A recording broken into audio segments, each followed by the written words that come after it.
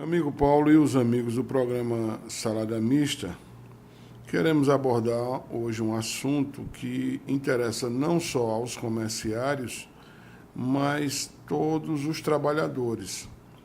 Uma vez que é muito comum o empregado adoecer, ficar sob licença médica e quando retornar não comparecer, ou melhor, quando termina esse período de licença, não comparecer imediatamente ao trabalho. Muitas vezes liga para a empresa, manda um recado, mas isso não pode ocorrer. Muitos chegam a passar até 15, 20 dias para comparecer ao trabalho. Isso pode resultar numa justa causa. O empregado ele foi para o médico, vai ficar sob licença médica, imediatamente, Paulo, ele deve fazer a comunicação à empresa, seja por qual via for, por e-mail, pelas redes sociais, diretamente à empresa. Se de repente ele estiver impossibilitado de comparecer, ele vê alguém de sua família, paga alguém para levar esse atestado até a empresa, e sempre em 2 vias. E a empresa, uma delas, a empresa vai tomar ciência e devolver uma outra ao empregado devidamente assinada. Então, a gente tem tido muitos casos de trabalhadores que se afastam do trabalho, outros vão fazer prestar assistência aos pais, num problema de saúde, a mãe, o marido, o irmão, e simplesmente vão embora, não dão nenhuma satisfação à empresa. Isto também pode resultar numa justa causa. E, por último, a gente orienta que toda a informação que for prestada à empresa pelo empregado, tanto quanto o empregador para o empregado, que seja formalizado isso, ou seja feito por escrito e em 2 vias. Já abordamos esse assunto aqui em outras oportunidades, mas é importante sempre estar lembrando, a empresa demitiu, deve ser informado por escrito em 2 vias. A empresa vai conceder férias, igualmente. A empresa deu uma suspensão, determinou uma suspensão ou uma advertência ao empregado.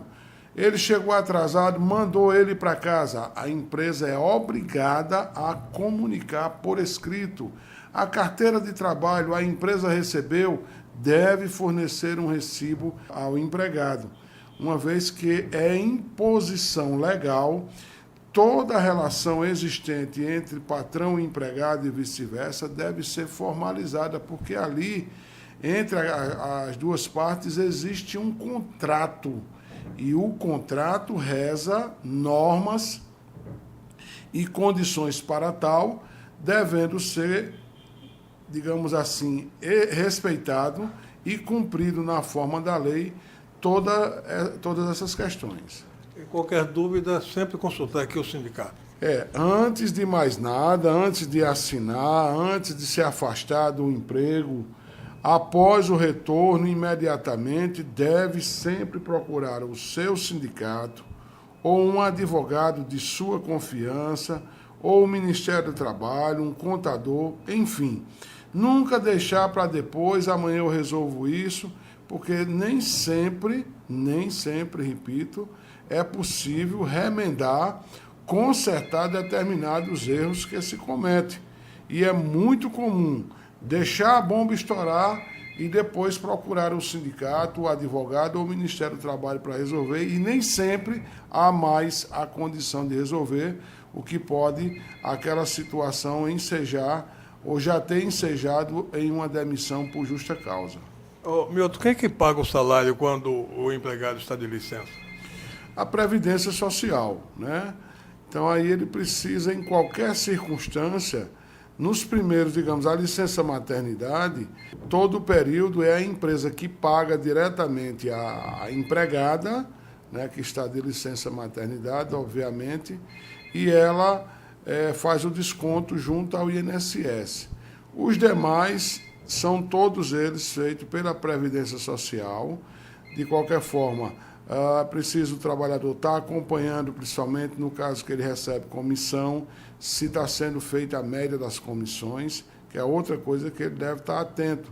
Se recebe comissão, deve exigir que essas comissões sejam consignadas na sua carteira de trabalho.